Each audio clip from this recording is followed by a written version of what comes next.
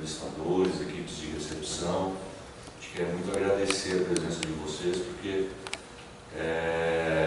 plagiando a Lúcia, a gente sabe que todo mundo trabalha com muito carinho, com muito envolvimento aqui na nossa casa.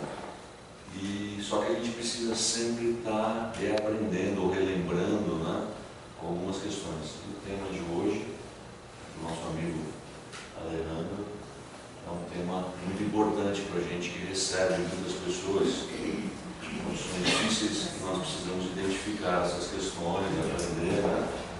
Então é muito importante esse momento aqui hoje. Então a gente quer dar as boas-vindas, agradecer a presença do Alejandro aí com a gente, essa parceria com o Governo Tempo, a AME, a USE, né? Então para nós é um motivo de muita satisfação, de muita alegria nós estarmos aqui reunidos hoje. E eu queria chamar a Lúcia para fazer a prece inicial, para a gente começar. E daqui a pouco o Alejandro vai começar. Vamos nós.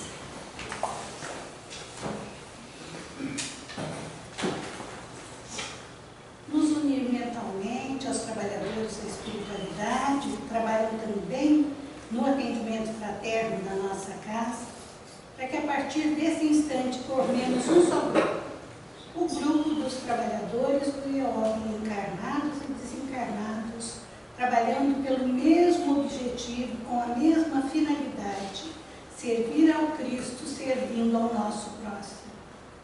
Que nós possamos contar com as boas intuições dos nossos amigos que nos chegam, para que possamos melhorar cada vez mais o atendimento que nessa casa fazemos, para que os nossos companheiros que nos procuram recebam de cada um de nós, entrevistadores, a resposta necessária, a orientação necessária para o bom andamento da sua vida e do seu projeto reencarnatório. Agradecemos a espiritualidade pela sua presença sempre junto de cada um de nós, e que o nosso ambiente seja de paz, harmonia e de um grande aprendizado para todos nós. Graças a Deus que assim seja. Bom, eu esqueci só de falar que nós vamos ter dois encontros desse tipo, esse que está acontecendo hoje, nesse formato. Um vai ser agora, está sendo hoje, e o outro vai ser em setembro. Nós vamos tratar outros assuntos com esse mesmo intuito de qualificar o nosso trabalho no atendimento fraterno. Hoje, estava conversando com o Alejandro aqui, nós vamos fazer um primeiro momento, é 1 hora, é alguma coisa, né? Um pouquinho, né? Depois nós vamos fazer um break, um cafezinho, que ninguém é de ferro, né? Ninguém é de ferro, todo mundo precisa tomar um cafezinho para interpretar. E no segundo momento nós vamos abrir para perguntas também, você vai fazer mais algumas colocações no encerramento. E nós vamos abrir para perguntas também, o Alejandro vai coordenar. Eu queria pedir uma salva de palmas para o Alejandro.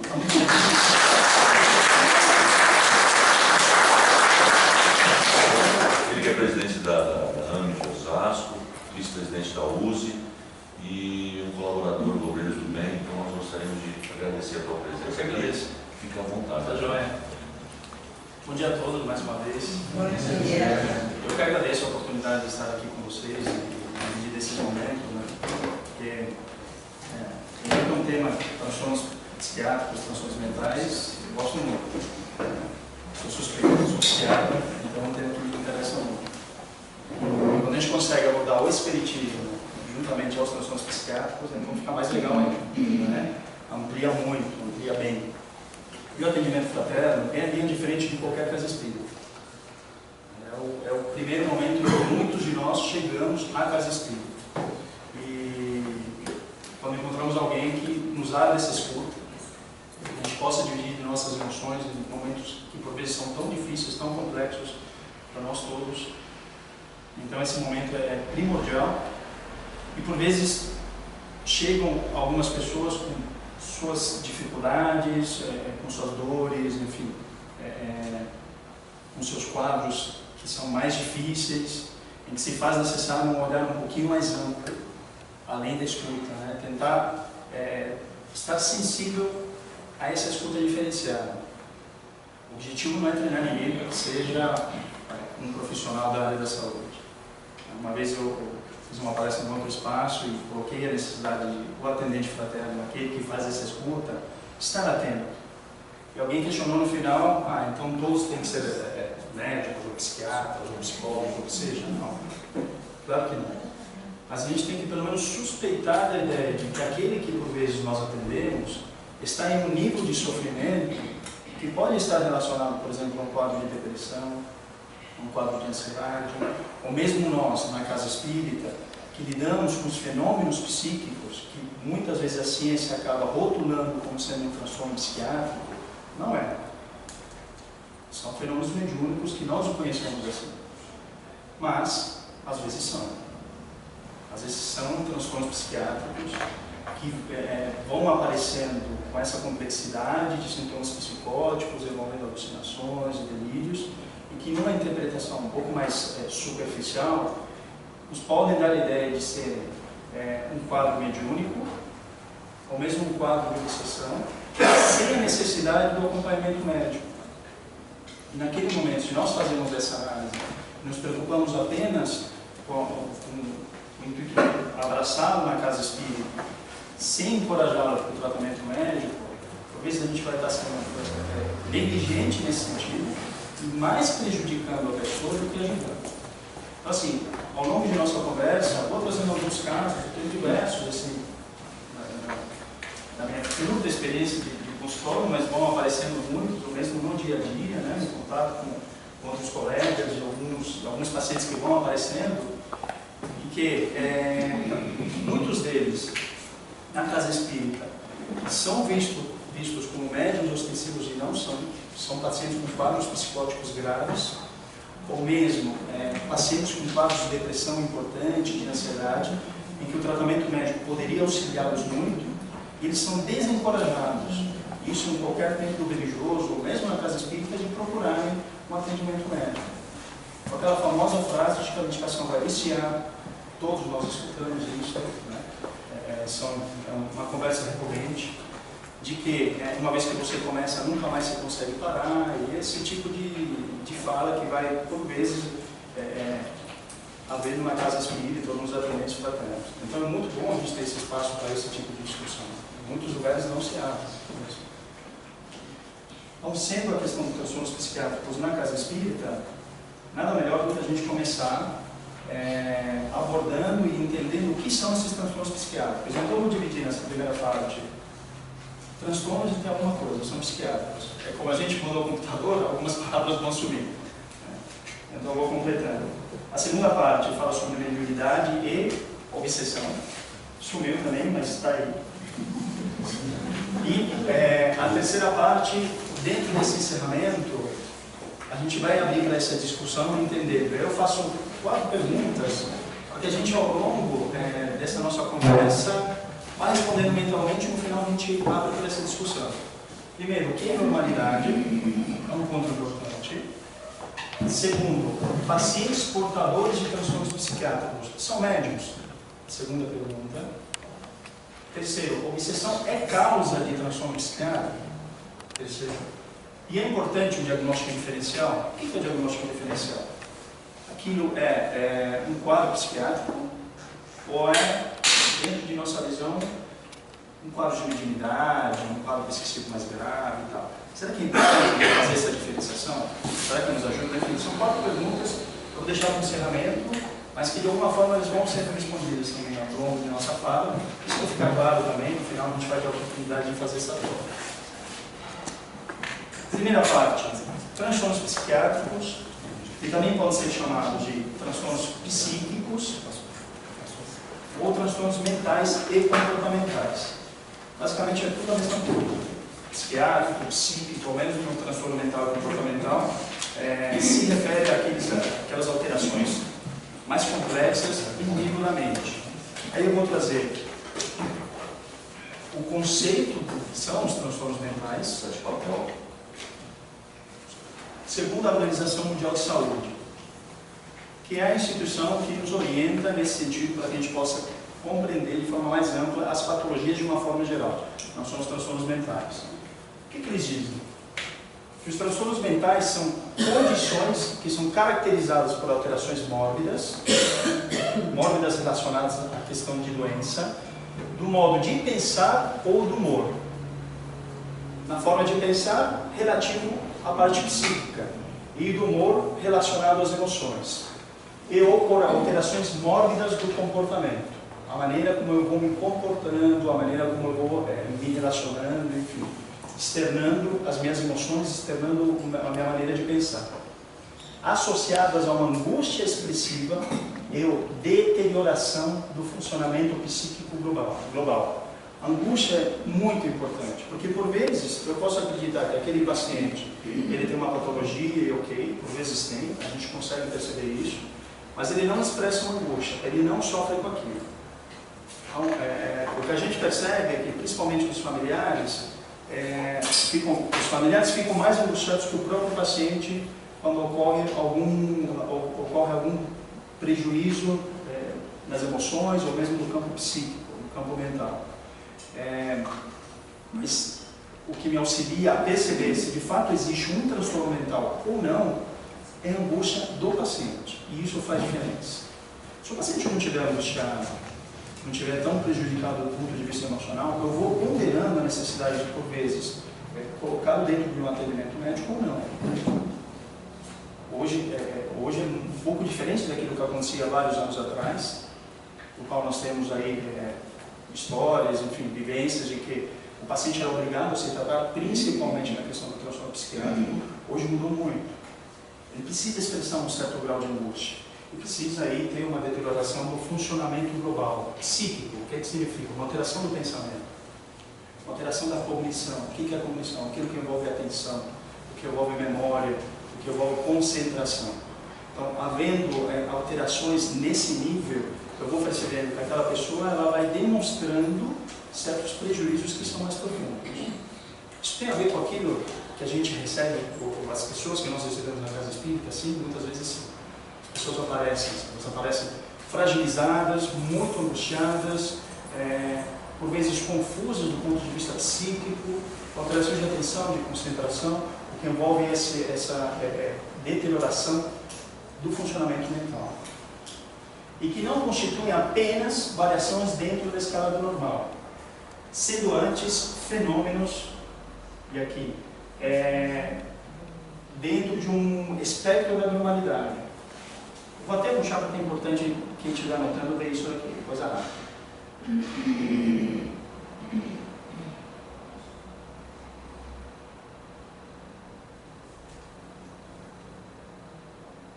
Claramente anormais ou patológicos.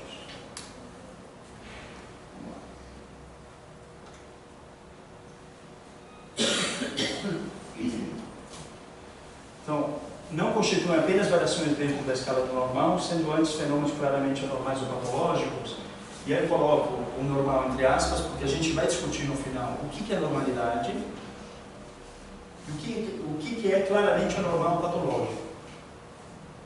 Então, vai ficar dessa forma e a gente mais adiante discute o que é normalidade. Porque ele vai colocando de alguma forma que tudo aquilo que está fora do normal e é claramente patológico corresponde a algum tipo de transtorno mental, algum transtorno psiquiátrico, transtorno do humor, das emoções. Mas ainda nós não temos um conceito claro nem de normalidade e nem daquilo que é normal ou patológico. Magnitude, a dimensão do problema. Porque será que é tão importante a gente fazer essa abordagem, não só dentro de uma casa espírita, mas qualquer templo religioso e na sociedade? Será que é importante nós discutirmos o que são os transtornos mentais? Por uma razão simples, e esses dados são também da Organização Mundial de Saúde, mas de 2004. Um dos últimos boletins que nós temos que nos trazem levantamentos de dados que são extremamente esclarecedores e vão nos mostrando a dimensão do problema em nível mundial. Então, os transtornos mentais ou de personalidade atingem por volta de 450 milhões de pessoas no mundo todo. É pouca coisa? Não. Esse número, 12 anos depois, nós podemos ter certeza aumentou. Ele não diminuiu. Diminuiu, a gente pode ter certeza que então, são 450 milhões de pessoas no mundo todo. Por volta de 1 milhão de pessoas cometem suicídio por ano. E esses são dados que não são tão exatos, porque existe uma série de países, inclusive o Brasil, com dificuldades estatísticas importantes. Os dados não são tão confiáveis assim. O que significa 1 milhão de pessoas se matando por ano? Mais ou menos uma a cada 40 segundos. Uma a cada 40 segundos. Uma a cada 20 tenta o suicídio. Uma a cada 40 consegue. E assim, 1 milhão de pessoas que conseguem, fora aquelas que tentam e fora aquelas que pensam. Isso vai aumentando. Então, mais ou menos para cada pessoa que consegue cometer o suicídio, 20 pensam. É muita gente. É muita gente. E o Brasil é o 8º país do mundo em números absolutos relacionado a pessoas que cometem suicídio. 90%, em média, isso os suicidólogos, que são aqueles profissionais que têm especialidade relacionada ao suicídio, que fazem isso o tempo todo, levantam pesquisas e tal. Não é estranho, né? Suicidólogo. Eles dizem que, com certeza, 90% desses pacientes que cometem suicídio, eles têm algum transtorno mental. Isso é fato. Alguns defendem que em 100%. A gente, com certeza, pode afirmar que 100%, considerando aspectos espirituais. 90% dentro da ciência oficial. Dentro daquilo que é diagnosticável. Diagnosticável em que sentido? No sentido de que eu consigo perceber que aquele paciente ou tem um quadro depressivo mais grave, ou tem um quadro de esquizofrenia, transtorno bipolar, uso e abuso de substâncias, que é o uso de drogas, que são patologias que atingem muitas pessoas e que podem levar ao suicídio. Então, dentro da ciência oficial, dentro daquilo que nós conseguimos diagnosticar, com certeza 90%. Fora os outros 10%, que nós entendemos que existem questões psicológicas complexas e que levam o indivíduo a cometer suicídio. 25% das famílias possuem um membro portador de algum tipo de transtorno mental. No mundo todo, 25%. Um número grande, um número importante. E por que nós devemos fazer esse dado? Porque muitas vezes nós olhamos para a pessoa e esquecemos da família. Mas a família, como lida com aquela pessoa? Como lida com aquele paciente? Como lida com o seu sofrimento? Nós vamos percebendo que a família adoece junto. E vão se criando relações chamadas de codependência. Nós vemos muito isso em pacientes usuários de drogas, usuários de substâncias, uso de álcool, de crack, de cocaína. A família adoece junto com o paciente. Fora os quadros de depressão, os quadros de esquizofrenia, transtorno bipolar mais graves, quadros crônicos. Então veja, pensar no paciente em si, que nos traz esse número de 450 milhões de pessoas, é importante pensar também naqueles que estão por trás daquilo. Por exemplo, uma pessoa que comete suicídio atinge no mínimo, 6 outras pessoas. Emocionalmente. 6. Que são aquelas pessoas que fazem parte do seu círculo de amizade, são os familiares, aqueles que estão mais próximos.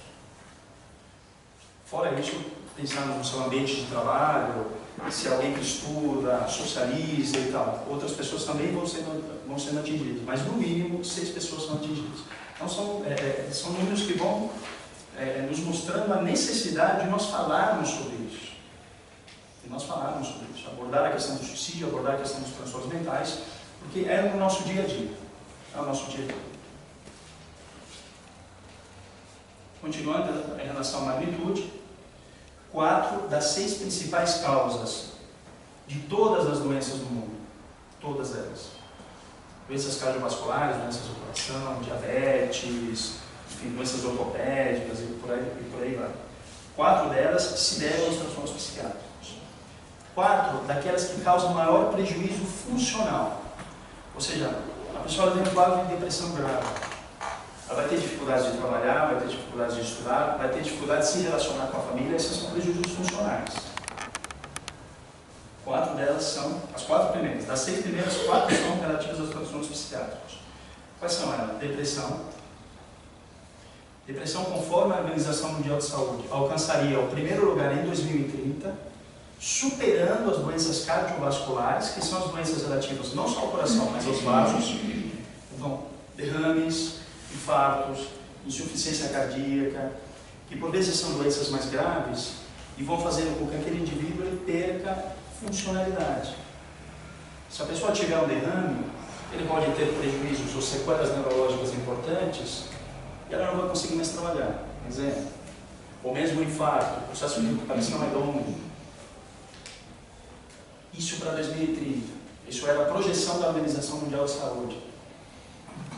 Depressão alcançou o primeiro lugar em 2010. Então, 20 anos antes daquilo que era previsto.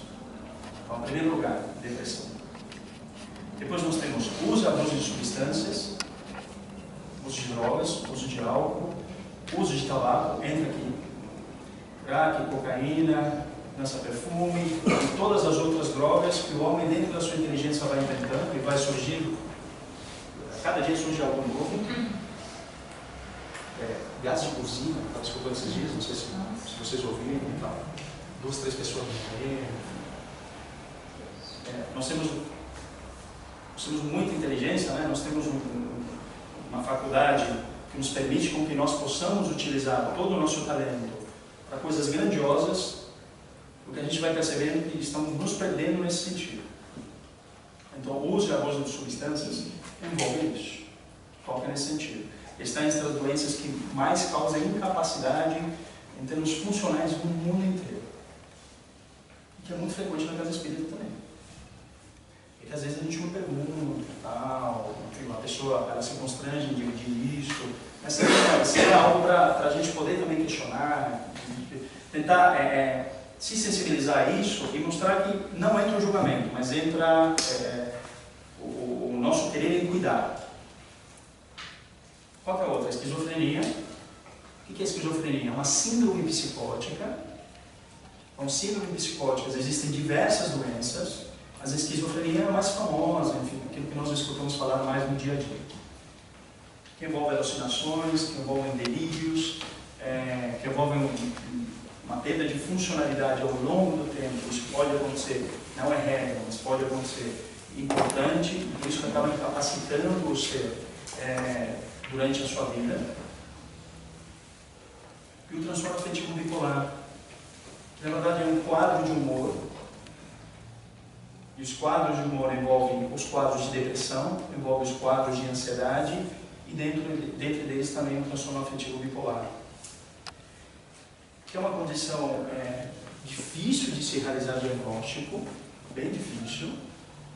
O paciente, para ele receber o diagnóstico de transtorno afetivo bipolar, ele demora em média 10 anos, porque ele abre o quadro, por vezes, com depressão, e ele vai sendo tratado como se fosse depressão. E não é. Isso faz diferença, faz muita diferença. Muito. Porque o transtorno afetivo bipolar é uma doença que você tem oscilações importantes de humor, e que não se restringem somente aos quadros de depressão. Mas tem aqueles episódios em que a pessoa tem uma sensação de muita energia, de pensamentos acelerados, ela tem uma fala mais exuberante, logorreica, que nós dizemos. O que é logorreico? A pessoa fala muito, mas ela não consegue alinhar os seus pensamentos. Não tem lógica naquilo que ela vai dividindo com a gente. Por que é importante? Porque muda, inclusive, a terapêutica medicamentosa. O remédio que você vai dar para aquela pessoa difere quando ela tem um quadro de depressão maior ou um quadro de depressão unipolar. Demora 10 anos. Então, é uma das patologias que acabam causando prejuízos também ao longo do tempo.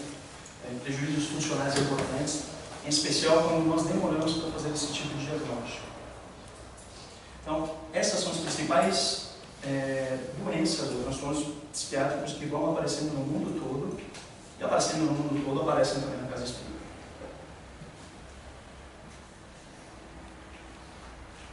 Mais dessa magnitude dos problemas. Pacientes portadores de transtornos mentais são vítimas do quê?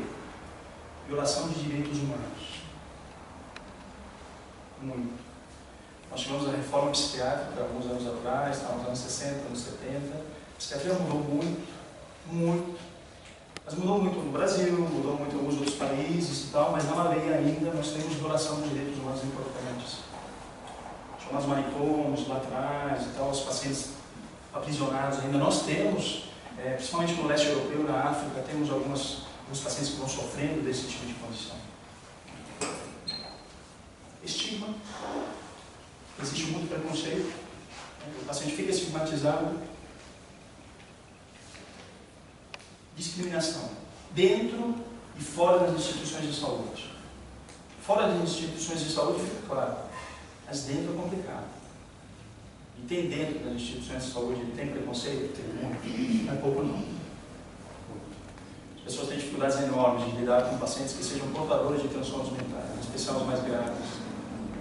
Existe aquela brincadeira que quando você entra na faculdade e diz, vou fazer psiquiatria, então você não vai ser mais médico. Disso tem. Né? Até hoje o pessoal brinca, você saiu da medicina, é isso mesmo. Isso envolve os preconceitos que existem dentro da nossa formação.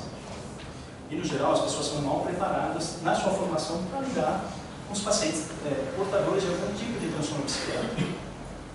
Mas vejam, se das 6 principais causas de perda de funcionalidade no mundo inteiro, 4 são de doenças psiquiátricas, até o ortopedista deveria saber minimamente diagnosticar um quadro de depressão.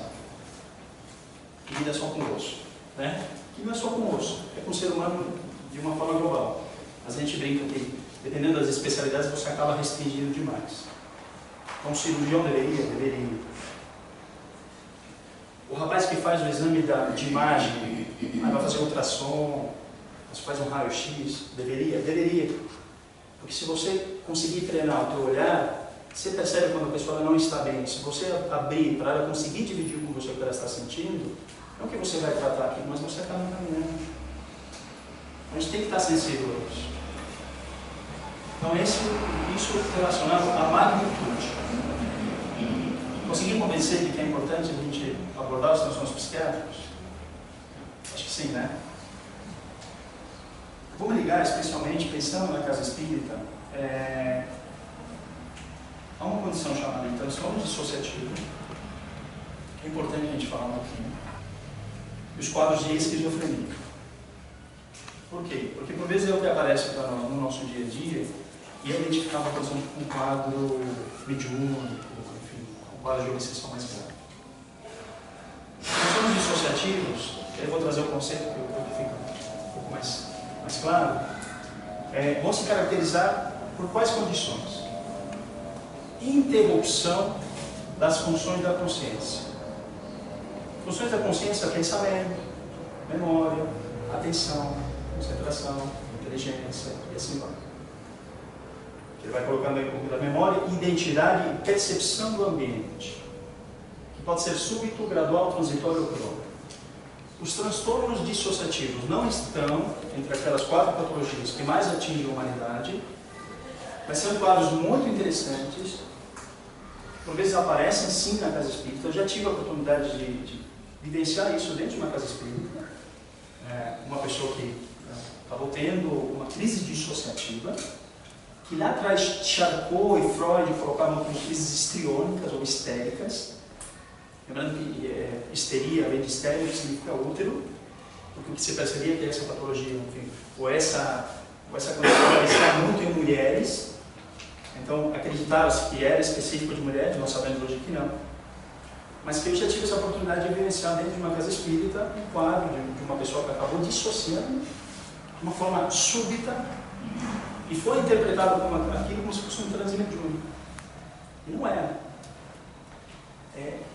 Com o tempo você vai desenvolvendo algumas habilidades, tal, se a gente for um pouquinho mais sensível em termos mediúnicos, você vai percebendo que não existia nenhum transe mediúnico naquele momento, nenhum quadro de possessão ou coisa parecida, não. Era uma crise dissociativa. Depois de uma palestra evangélica, depois a gente conseguiu conversar com essa pessoa e tal, aquilo tocou, e tocou ao ponto de haver uma cisão das suas funções de consciência e das emoções. Houve uma queda súbita.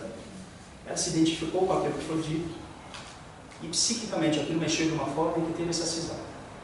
E ela externou aquilo de forma mais extravagante e tal, sendo interpretado como se fosse um quadro mediúnico. Não era. A gente percebia que não era de fato. Então, isso aparece na casa espírita? Aparece para o psiquiatra, aparece, mas principalmente no serviço de emergência, no serviço de pronto-socorro e tal. E aí, qual é o desafio do psiquiatra? Fazer esse diagnóstico diferencial que a gente vai conversar mais à frente. E qual é o nosso desafio? Não interpretar que tudo seja mediunidade, um quadro de obsessão ou algo parecido. Como você classificar esses transtornos dissociativos? Transe e distúrbios possessivos. Esse item é importante.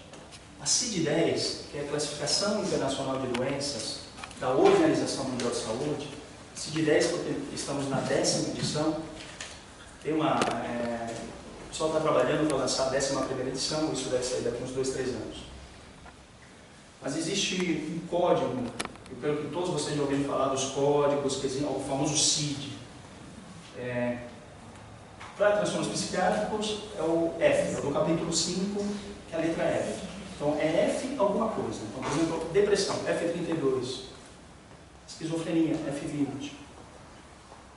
Transe e distúrbios possessivos, na CID-10.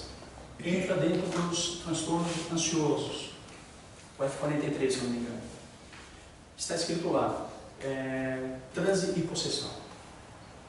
Eu tenho certeza absoluta que todos, em algum momento, já escutaram dizer que medicina reconhece possessão. Quem escutou aqui? Levanta a mão. Maravilha. Isso é verdade? O que vocês acham? A obsessão, como nós espíritas entendemos. A interpretação deles de o que é possessão. Semana passada, eu creio que já falei isso no nosso primeiro encontro aqui lá embaixo. Dia 30 de abril, semana passada, houve um seminário internacional Mente-Cérebro. Até divulguei isso nas redes e tal. Foi discutido no campo científico o que nós estamos estudando em termos de mente. O que é a mente? O que a ciência nos traz sobre isso? Historicamente, mas em especial a partir do século XVIII, XIX, começou a ganhar força a visão materialista. Mente é um produto do cérebro, é um epifenômeno, como é dito. Só existe a mente, existe o cérebro. Então, para que eu tenha função, eu preciso do órgão. Então, assim como o estômago libera ácido clorídrico e tal, que é o ácido gástrico, que é o ácido que nós necessitamos para digerir os alimentos, a mente libera, ou melhor, o cérebro libera a mente. Essa era a visão dominante. Ponto. Se não existe cérebro, não existe mente, ponto final. O que a ciência tem se preocupado em fazer cada vez mais é entender que a mente não é um produto do cérebro, mas que a mente ela sobrevive à morte do cérebro. Essa é uma outra corrente. Então, de um lado, nós temos uma visão monista. Uma visão monista significa que tudo gira em torno do cérebro, e uma visão dualista. Existe mente, existe cérebro. Descartes traz isso, o filósofo René Descartes, a questão da separação mente-corpo, ele já começa a trazer algumas coisas relacionadas a isso, mas a visão dominante, pelo menos até o século passado, até o século XX, era de que a mente é produzida pelo cérebro, ponto final. O que foi discutido nesse seminário? Que nós nos encontramos num período chamado pré-paradigmático. Pré e antes. O que é paradigma? Paradigma é um conjunto de conhecimentos que vão sendo alinhados para que nós possamos começar a pesquisar algumas coisas dentro de uma visão. Então vão sendo levantados esses conhecimentos. Eu vou estudar a mente como se fosse um produto do cérebro, ou vou estudar a mente como algo que sobrevive à morte do cérebro. Nós nos encontramos num passo atrás, porque não existe nenhum paradigma dominante. Mesmo os chamados materialistas, eles não têm nenhuma prova conclusiva de que o cérebro produz a mente. E mesmo aqueles que defendem a ideia de que a mente sobrevive à morte do cérebro, também não tem nada definitivo. Isso é tranquilo para nós, espíritas, mas para a ciência não. A ciência ela precisa pesquisar cada vez mais, aprofundar os seus conhecimentos e entender uma série de fenômenos que vão ocorrendo, eles não se limitam ao cérebro. Então, se nós nos encontramos nesse período que é pré-paradigmático, antes de um paradigma, e a ciência não consegue ainda dizer o que é a mente, muito menos consegue dizer o que é o espírito. Muito menos. Porque mente é uma entidade do espírito. Para nós também isso é claro. A mente não é o espírito. É uma entidade do espírito. Mas nem eles sabem dizer o que é direito. Isso está no livro Pensamento e Vida, de Emmanuel, capítulo 1 e capítulo 2. Emmanuel vai falando sobre o que é a mente, mas em algum trecho ele diz: nós não conseguimos ir além, nós não temos conhecimento para isso. Ponto final. Imagina a ciência oficial, muito menos. Então, se nós ainda não conseguimos nem discutir a mente, muito menos o espírito. Se a gente não consegue discutir o espírito não se discute na ciência. Transe e possessão não tem nada a ver com aquilo que nós entendemos como quadro de obsessão espiritual. Isso é do ponto de vista cultural. A cultura do indivíduo. Aquela pessoa, ela se diz espírita, ou se diz, sei lá, de qualquer outro tipo de religião ou filosofia de vida, no qual essa comunicação com os espíritos é mais intensa, e chega numa condição que chama inclusive a atenção aquelas pessoas que fazem parte da sua convivência dentro do seu templo religioso, aquilo é um transtorno. É um transtorno de transe ou possessão. Ficou claro? Não tem nada a ver com a medicina reconhecer a obsessão. Não reconheceu, a gente não conseguiu nem chegar ainda nessa discussão do espírito. Da mente, contra mais o espírito. Transtorno de personalidade múltipla, vocês já ouviram falar também. Entra dentro dessa classificação dos transtornos dissociativos. Eu lembro de ter lido alguma coisa relacionada a um paciente que precisou fazer anos e anos de terapia para poder auxiliar nesse transtorno de personalidade múltipla. Tinha mais de 30. Mais de 30. E era um psiquiatra, um psicólogo que fez a terapia, mas ele foi relatando cada uma dessas personalidades e eram muito diferentes uma da outra. O que é isso? É difícil, a gente pode dizer, são 30 espíritos obsedianos? Não necessariamente. Não necessariamente. Até do ponto de vista espiritual, isso não é uma regra. O que nós somos? Somos múltiplas personalidades, todos nós. Já tivemos várias vivências, várias encarnações. E por vezes, essas personalidades elas vão se manifestando. Em todos nós, indistintamente. Eu me relaciono de uma forma com meu pai, com minha mãe, com minha esposa, e às vezes aspectos da minha personalidade relativos a existências anteriores, elas podem ganhar campo com um de uma forma, com o outro de uma forma e assim por diante. Mas isso não significa que eu tenho um transtorno de múltiplas personalidades. Quando existe uma cisão, que é mais importante, uma quebra das funções psíquicas, que é mais exuberante, isso pode acontecer. Então aqueles aspectos de personalidade, na verdade, vai se transformar na personalidade em si. E aí quando a gente consegue diferenciar várias personalidades no mesmo indivíduo. Distúrbio de despersonalização também entra na classificação, que é, o que é despersonalização? No slide anterior dizia relacionado ao ambiente, por exemplo. Começa a ter algum momento de desconforto e tal, começa a olhar para frente e não reconheço o meu corpo. Despersonalização do ambiente, eu não reconheço. Isso pode acontecer nos transtornos dissociativos, ou alguns quadros psiquiátricos mais graves, como esquizofrenia, ou mesmo alguns transtornos pós-traumáticos. Eu vi uma situação muito difícil, um assalto, por exemplo, aquilo me mata, e ao longo da vida, isso não é regra, claro, mas posso ter esses momentos de despersonalização. De repente, aquilo me mata de uma forma que não consigo elaborar esse sentimento ainda, estou andando muito ansioso, de repente não identifico o ambiente. Então isso é despersonalização do ambiente, mas pode ocorrer despersonalização de mim mesmo. Eu me olho no espelho e não me identifico. Atendi uma menina no consultório, não tem tanto tempo assim, ela está em tratamento, um quadro de ansiedade muito importante, ela não entrou num quadro de dissociação, mas ela estava tão ansiosa, que ela começou a entrar em desespero porque ela se via no espelho e não se reconhecia. Nada a ver com as lesões físico ou neurologicamente. Pode até acontecer. A Mira colocou se houvesse algum tipo de lesão orgânica, neurológica e tal. Sim. Pode acontecer algum quadro de despersonalização? Pode. No caso da doença de Alzheimer, aí o que toca diretamente é a memória. Ele não consegue se reconhecer por uma questão de memória, e não por uma questão de uma cisão das funções psicológicas ou psíquicas. Mas acontece muito numa faixa etária de final da adolescência, início da vida adulta e tal. E essa moça estava quase entrando em desespero porque foi procurar no Google. O Google é aquilo. Despersonalização, a primeira coisa que ela viu, esquizofrenia. Entrou em pânico, ficando louco, estou vivendo no espelho, não consigo me reconhecer, às vezes estou num lugar, não consigo reconhecer o ambiente e tal. Ela estava num baita quadro de ansiedade e estava vivendo uma situação de despersonalização. Mas por vezes, essa despersonalização ela é tão intensa que configura um transtorno dissociativo. Isso pode acontecer nos quadros mediúnicos, mais exuberantes? Pode. Casos de psicometria são muito sensíveis, claro que são caríssimos e tal. Mas a pessoa está aqui e de repente ela se vê num outro ambiente. Do ponto de vista psiquiátrico, aquilo pode ser interpretado como despersonalização do ambiente. Ela está dizendo que eu estou num outro ambiente e tal, até psicótico.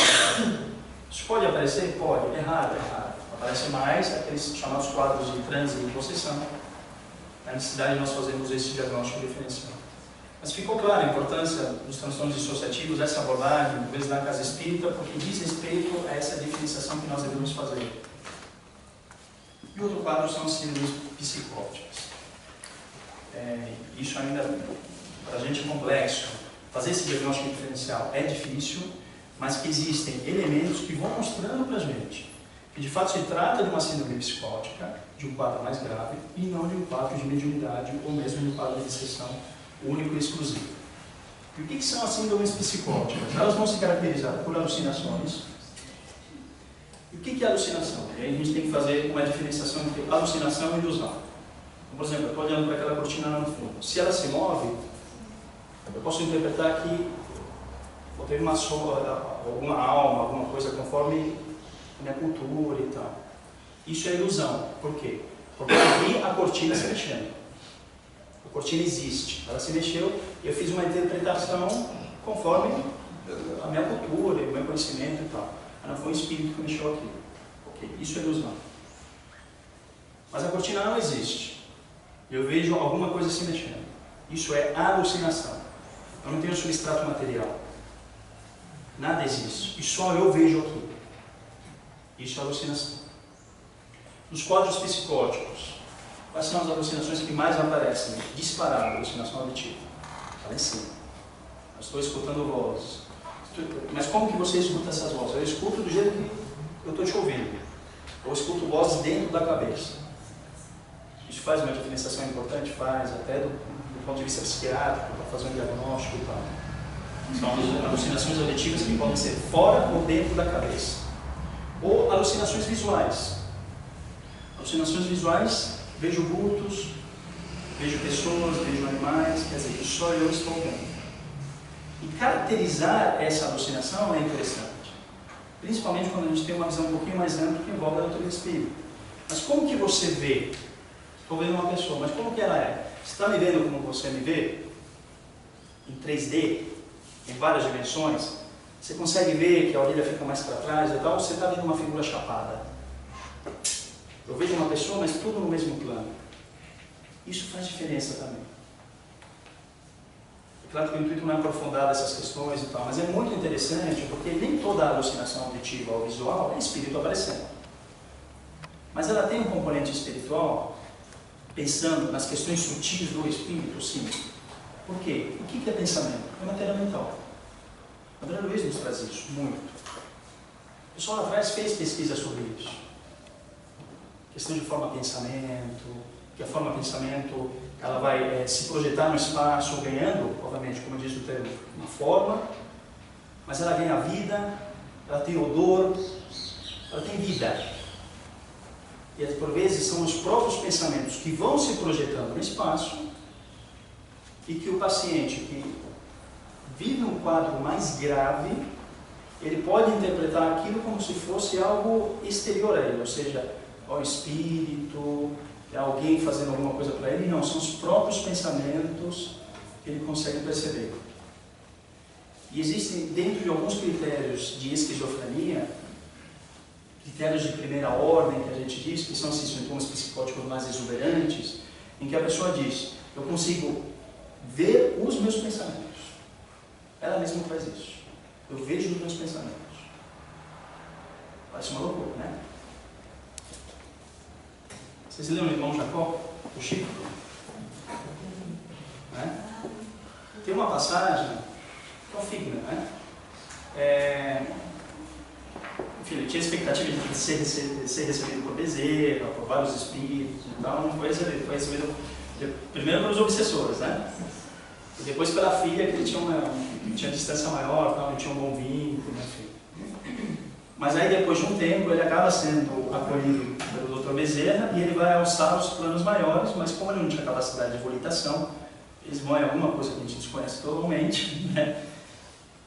E ele vai percebendo no espaço formas animalescas, tal, que ele não descreve, porque o Dr. Bezerra diz para ele, não descreva, porque os homens não estão preparados, vocês vão assustar essas pessoas e não estão preparados para entender o que é isso.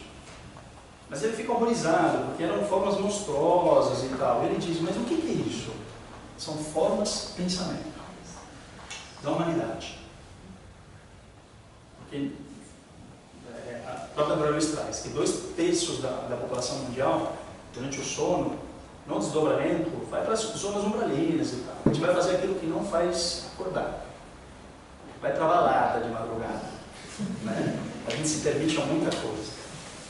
E a gente vai pensando, e vai projetando isso no espaço. E vai poluindo a psicosfera do nosso planeta com as nossas formas de pensamento. E a gente entra em contato com isso. Então pode ter a ver também com esses quadros psicóticos mais graves, sim. O que não significa dizer que seja um quadro de obsessão. O outro pensamento, delírio. Delírio que é uma alteração do juízo da realidade, do juízo que eu estou fazendo daquilo que eu estou observando.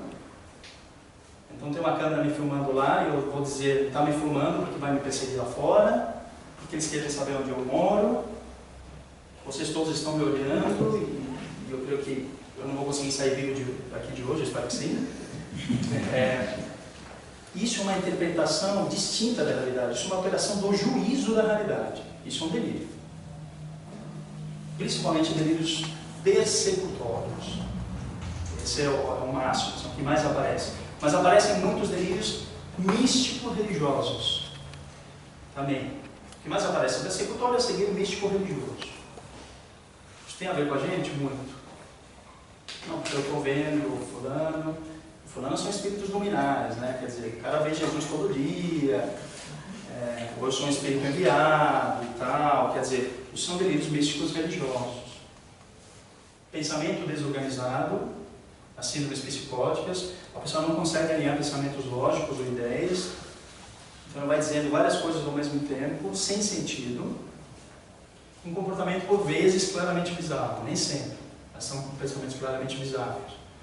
A pessoa começa a se comportar de uma forma que chama muito a atenção. Por quê? Primeiro porque ela diz estar escutando vozes, faz uma interpretação errônea da realidade, isso começa a trazer medo para aquela pessoa e começa a se comportar de uma forma muito distinta, muito diferente. Com gestos bizarros, dentro das suas relações, daquilo que ela vai dizendo e vai fazendo. Isso pode acontecer nas síndromes psicóticas, pode. E como já tinha dito no início, qual que é a que a gente mais conhece? A esquizofrenia. Esquizofrenia, que significa cisão com a realidade. E a esquizofrenia, primeiro é um transtorno psiquiátrico, é importante dizer isso, é fundamental. Por quê? Tem muita gente no meio espírita que diz que não. Que diz que é uma doença, que é um quadro de obsessão espiritual. Dia desses também, semana passada, né? Passou um menino comigo, vieram os pais e tal. E aí o que o pai me trouxe? Dentro do seu entendimento, que eu fui percebendo que era um pouco mais limitado. Não, porque para a ciência a esquizofrenia é doença, mas para a espiritualidade a esquizofrenia é obsessão e tal. E aí você tem que fazer quase uma reunião doutrinária assim, no consultório, né? Tentar explicar que não só para a ciência ou para a espiritualidade, para os dois, a esquizofrenia é doença. Para os dois. O que difere a nossa visão enquanto espírito? Aquilo que eu comentei com vocês, que muitos desses fenômenos eles não são relativos somente a um cérebro degenerado, não. É uma pessoa que adoece, que muito daquilo que vai se apresentando, ou pode ser por uma questão de projeção dos pensamentos, ou mesmo porque, num momento de crise, ela está, assim, sujeita à ação de entidades obsessoras. Ela pode estar. Então, a nossa visão faz, primeiro, com que nós vejamos o outro, não como um cérebro ambulante, mas como uma pessoa adoecida. Isso faz diferença muito. Muito. Porque se eu vejo o outro só como um cérebro ambulante, eu só me preocupo com a medicação. Só com remédio. Eu vou entupir o outro de remédio até ele parar de ter sintomas. E percebendo que se faz necessário a gente ampliar a nossa visão. Então, é um transtorno psiquiátrico. Tanto para a ciência oficial quanto para nós espíritas. Deve ser. Prevalência durante a vida de 1%. Ou seja, a cada 100 pessoas, uma pode desenvolver esse quadro. Pode. Em regiões urbanas é um pouquinho mais, no interiorzão, tal, menos. Então, o que a gente vai percebendo que o estresse pode ser um fator também, que o estresse das cidades grandes, né? Tudo aquilo que envolve o meio urbano, não que seja causa, não é isso, mas a pessoa está mais vulnerável ao estresse do dia a dia. Ela tem, a partir disso, um pouco mais de facilidade de haver esse rompimento. Poderia ocorrer por qualquer outro motivo.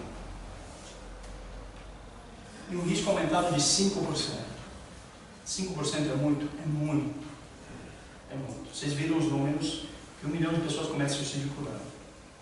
Quando a gente pensa em 5% de risco aumentado em relação ao suicídio, é muita coisa. Então, é um quadro psiquiátrico, é uma doença que precisa de acompanhamento médico, o que não significa que a gente abra a mão do tratamento espiritual como sendo um complementar, mas eles não são excludentes. E resolve o problema do tratamento espiritual? Ajuda. Assim, ajuda. Ajuda. A gente vai até abordar isso, mas a gente pode até comentar e tal. Mas ajuda. A psiquiatria tem se aberto cada vez mais a importância da espiritualidade, enquanto esse sentimento de busca do transcendente. Tem percebido que tem impacto positivo nos quadros de depressão, transtorno bipolar, ansiedade, quadros psicóticos. Ajuda. Porque vai dando um suporte também, para ela inclusive aprender a lidar melhor com aquele momento que ele está vivendo. Então, ajuda. Pensando, por exemplo, no passe magnético, pensando nas reuniões de desobsessão, pode ajudar? Pode, sem dúvida. Não vai curar, porque a cura é outro. E acaba todo associado, uma coisa com outra. Associa, mas às vezes a gente tem que até falar de parar de ir na casa espírita. Já tive essa experiência também. Tive um menino que eu acompanhei durante os 2 anos e a primeira vez que ele apareceu, ele dizia que ele escutava mais de 30 vozes. A gente não tem ideia do que é isso. 30 vozes, mais de 30. Ele conseguiu contar 30, tinha mais e ele parou de contar. Mas isso há 10 anos. 10 anos. O menino tinha uns 27, 26 anos. Então, ele sofria disso desde os 16, 17 anos. Ele veio com a mãe, durante os 2 anos que ele passou comigo, ele só veio com a mãe. O pai se dizia espírita, e acreditava fielmente que aquele era um quadro mediúnico, ostensivo. Ele nunca acompanhou o menino nas consultas. Eu só sei que da primeira vez, da primeira consulta, da segunda consulta, no espaço de 30 dias, com o uso de medicação, das mais de 30 vozes diminuiu para 2. Faz diferença? Continuar com 2 atrapalha, mas muito menos você ter 30 na cabeça. Existiam componentes de um quadro obsessivo mais grave, a gente percebia assim. Sim. Mas o paciente, quando ele tem um quadro grave de esquizofrenia, em que ele vai ter alterações, inclusive neurológicas, ele está mais vulnerável à ação de qualquer tipo de entidade. Porque o cérebro, que é o nosso instrumento de manifestação, ele está fragilizado. Ele precisa de algo que o auxilie a se organizar. Medicação ajuda? Ajuda. Tanto que diminuiu muito. Nitidamente, assim, por aquilo que ele ia relatando, pelo conteúdo das vozes, pelas experiências delirantes que ele ia vivenciando, existia um componente obsessivo. O ajuda que você está dizendo não se aproxima de cura. Não. Porque eu acho que mascara ou impede o acesso ao sistema interpretativo do cérebro das outras vozes. Sim. Não cura, porque a cura só existe no campo de espírito. Só. Medicação ajuda. As pessoas às vezes vão procurando um médico, isso nas mais diversas especialidades. Em especial na psiquiatria. Vou me curar com remédio? Não. Falsa ilusão. Ninguém se cura com remédio. Remédio auxilia, mas a cura você só vai encontrar no campo do espírito. Por vezes, pensando nesses quadros que são muito graves, de esquizofrenia, esses quadros crônicos, a gente sabe que envolve questões inflamatórias importantes. E por vezes não é só de uma vida, muitas vezes são de várias existências. Então ele vai precisar de um tempo longo para essa cura definitiva que é no campo do espírito. Então a medicação auxilia, e o auxiliou porque diminuiu de 30 para 2 vozes, mas ele tinha outros elementos também importantes do ponto de vista psiquiátrico, em que a gente conseguia com tranquilidade fazer um diagnóstico de esquizofrenia, porque em 10 anos o menino parou de trabalhar, parou de estudar, ele não saía mais de casa, tinha um prejuízo enorme de autocuidado, que isso acontece com frequência, então ele não tomava banho, ele ficava semanas sem tomar banho, não cuidava dos dentes, então você ia percebendo que os dentes dele iam se deteriorando. Isso aqui é uma doença, é doença. Mas o pai, em 2 anos, nunca apareceu, e sempre insistindo com a mãe, que era mais aberta, percebendo que existiam outras questões envolvidas, o pai sempre afirmando que aquilo era mediúnico. Tudo bem, mas a casa espírita também é chata. Mas esse, acho que esse ponto é importante, a gente rotular, né? A gente tem uma linha, a gente como atendente, estou falando, nossa, normalmente a gente pega, é isso, é aquilo, e fecha a questão, que eu acho que é um grande erro, e até o que motivou a gente trazer você aqui. Sim. Foi para esse ponto. Né? E nessa casa, toda vez que o menino ia, porque o pai insistia que ele fosse, a casa se dizia espírita, mas tinha práticas também de apometria, a gente sabe que isso não corresponde à doutrina, mas o menino ia, não, você vai para a roda, vai para a mesa. O menino piorava. O menino piorava e piorava sempre. Ele tinha, e 2 vozes que já tinham melhorado um pouco, ia para 4, ia para 5. Ele sentia muito desconforto, porque você coloca ele num trabalho mediúnico que é mais intenso, e ele já é uma antena em desequilíbrio, por assim dizer, ele ficava vulnerável. Então eu tive que insistir com a mãe para dizer não levar esse menino mais a casa espírita. Porque toda hora que ele ia, vai para a mesa, que você mede um ostensivo. Ele só saía pior. Então esse cuidado é fundamental. E esse é um caso, mas já teve vários, assim, isso com depressão, ansiedade, com outros quadros psicóticos. Aí você vai percebendo, ele não tem condições de estar nesse trabalho. Coloca ele para o Evangelho, tem coisa melhor e maior que o Evangelho? Não tem, bota ele para escutar o Evangelho, bota ele para tomar um passo. Vai ajudar? Vai, ele vai se acalmar. Inclusive nessa troca energética, quanto que vai auxiliar no equilíbrio da parte sutil do perispírito, do campo mental, para que ele consiga, inclusive, dar campo à medicação. Tem alguns pacientes que eu vou atendendo que são espíritas, que a gente vai estimulando, primeiro, mudança de hábito e comportamento no dia a dia. E vai na casa espírita, toma um passe. Porque isso vai te ajudar, inclusive, para que a medicação possa fazer melhor efeito. Eles colocaram numa mesa mediúnica é judiação. Alejandro, no caso, a esquizofrenia e a obsessão, uma agrava o outro, é isso que acontece. Sim. A obsessão vai agravar um quadro de esquizofrenia? Isso. Sim. Mas é causa entrar naquelas perguntas que a gente vai discutir no final, você não perde a graça. Mas a esquizofrenia vai se dividir enquanto um quadro psiquiátrico nos ditos sintomas positivos, que é aquilo que eu disse sobre alucinações e delírios, e os ditos sintomas negativos, que é a apatia, redução de interesse nas atividades diárias, uma pobreza de discurso, isolamento social. E esse menino, desse caso que eu trouxe aqui, tinha sintomas positivos, muito importantes, porque ele alucinava o tempo todo, tinha delírios também, que ali ia trazendo outras questões envolvidas na interpretação dele das vozes, e tinha sintomas negativos, essa falta de autocuidado, isolamento social, não escovava os dentes, não tomava banho, por vezes parece um quadro depressivo. Imagina.